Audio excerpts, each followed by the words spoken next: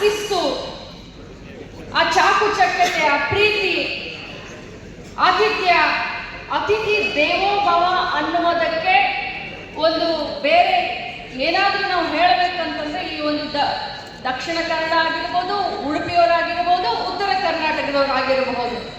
ವಿಶೇಷವಾಗಿ ಬರ್ತಾ ಬರ್ತಾ ನನಗೆ ಬಹಳಷ್ಟು ಅಭಿಮಾನ ಮತ್ತು ಕೆಲಸ ಮಾಡಲಿಕ್ಕೆ ಸ್ಟಾರ್ಟ್ ಆಯಿತು. ಇವತ್ತು ಸರ್ಕಾರದಿಂದ ಬಹಳಷ್ಟು ನಾವು ಕೂತ್ಕೊಂಡ್ವಿ, ಬೆಳಗ್ಗೆಯಿಂದ ಕೂತ್ಕೊಂಡು ತಾವು ಮಾತನಾಡೋದನ್ನ ಕೇಳ್ತಾ ಇದ್ದಂಥ ಸಂದರ್ಭದಲ್ಲಿ ಬಹಳಷ್ಟು ಜನಪ್ರತಿನಿಧಿಗಳು, ಶಾಸಕರು, ಸಂಸದರು ಹೇಳಿದ ಒಂದೇ ಒಂದು ಮಾತು, ಇನ್ವೆಸ್ಟ್ ಮಾಡಲಿಕ್ಕೆ ಎಲ್ಲರೂ ತಯಾರಿದ್ದಾರೆ. ಈ ಕರಾವಳಿ ಪ್ರದೇಶದವರು ಹೊರದೇಶದಲ್ಲಿ ಹೋಗಿ ಇನ್ವೆಸ್ಟ್ ಮಾಡಿ ಸಕ್ಸಸ್ ಆಗಿರುವಂಥ ನಿದರ್ಶನಗಳು ನಮ್ಮ ಎದುರುಗಡೆ. ಮುಂಬೈನಲ್ಲಿರಬಹುದು, ಬೇರೆ ಬೇರೆ ಹೊರ ದೇಶದಲ್ಲಿ, ಹೊರ ರಾಜ್ಯದಲ್ಲಿ ಇನ್ವೆಸ್ಟ್ ಮಾಡಿ ಸಕ್ಸಸ್ ಆಗಿರೋದು ನಮ್ಮ ಕಣ್ಣೆದುರುಗಡೆ ಇದೆ. ಆದರೆ ಇವತ್ತು ತಮ್ಮ ಸ್ವಂತ ಜನ್ಮಭೂಮಿಯಲ್ಲಿ ಕೂಡ ಇನ್ವೆಸ್ಟ್ ಮಾಡಲಿಕ್ಕೆ ಅವರೆಲ್ಲ ತಯಾರಾಗಿದ್ದಾರೆ.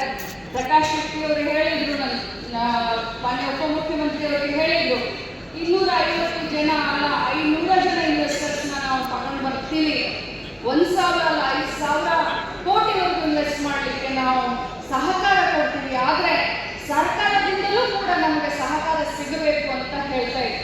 ಸರ್, ಇದು ಹೈ ಟೈಮ್. ಯಾಕಂತಂದ್ರೆ ಇವತ್ತು ಉಡುಪಿ ಆಗಿರ್ಬೋದು, ಮಂಗಳೂರು ದಕ್ಷಿಣ ಕನ್ನಡ ಜಿಲ್ಲೆ ಆಗಿರ್ಬೋದು, ಉತ್ತರ ಕರ್ನಾಟಕ ಆಗಿರಬಹುದು, ಇವು ಮೂರು ಆಗಲೇ ನಮ್ಮ ರಾಜ್ಯದಲ್ಲಿ ಗುರುತಿಸಿಕೊಂಡಿದ್ದಾವೆ, ಪ್ರವಾಸೋದ್ಯಮಕ್ಕೆ ಗುರುತಿಸಿಕೊಂಡಿದ್ದಾವೆ. ಇವರ ಸಂಸ್ಕೃತಿ ಇರಬಹುದು, ಇವರ ಭಾಷೆ ಇರಬಹುದು, ಇವರ ಕಲ್ಚರ್ ಇರಬಹುದು, ದೇವಸ್ಥಾನಗಳಿರಬಹುದು, ಬೇರೆ ಬೇರೆ ಒಂದು ಇದರಲ್ಲೂ ಕೂಡ ಇವರು ತಮ್ಮನ್ನ ತಾವು ಗುರುತಿಸಿಕೊಂಡಿದ್ದಾರೆ. ಬೇರೆ ಜಿಲ್ಲೆಗಳಿಗೆ ನಾವು ಕಂಪೇರ್ ಮಾಡಿದ್ವಿ, ಬಾಗಲಕೋಟೆ ಇರ್ಬೋದು, ಬಿಜಾಪುರ ಇರ್ಬೋದು, ಮತ್ತೊಂದು ಜಿಲ್ಲೆ ಇರ್ಬೋದು, ಬೆಳಗಾವಿ ಇರ್ಬೋದು. ಬಟ್ ಈ ಮೂರು ಜಿಲ್ಲೆಗಳಿಗೆ ಸ್ಪೆಷಲಿ ಉತ್ತರ ಕರ್ನಾಟಕದಿಂದ ಬಹಳಷ್ಟು ಜನ ಬರ್ತಾರೆ. ಸ್ಪೆಷಲಿ ವಿದ್ಯಾಭ್ಯಾಸಕ್ಕೆ ಬರ್ತಾರೆ, ದೇವಸ್ಥಾನಗಳಿಗೆ ಬರ್ತಾರೆ. ಈಗಾಗಲೇ ತಮ್ಮ ಹೆಸರು ಪ್ರಸಿದ್ಧಿಯಾಗಿದೆ.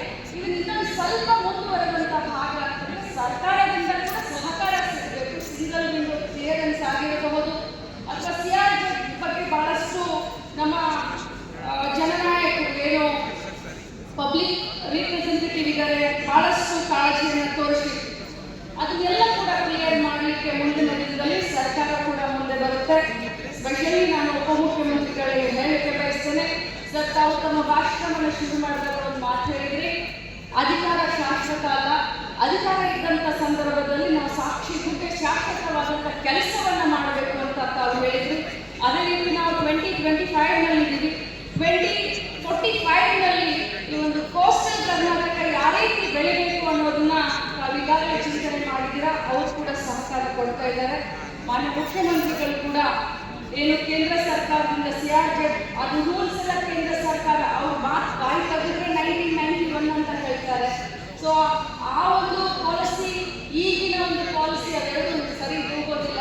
ಬಹಳಷ್ಟು ಇನ್ವೆಸ್ಟರ್ಸ್ ಉತ್ಸುಕ ಆಗಿದ್ದಾರೆ ಇನ್ವೆಸ್ಟ್ ಮಾಡಲಿಕ್ಕೆ ನಮ್ಮ ಜಿಲ್ಲೆಗಳಲ್ಲಿ.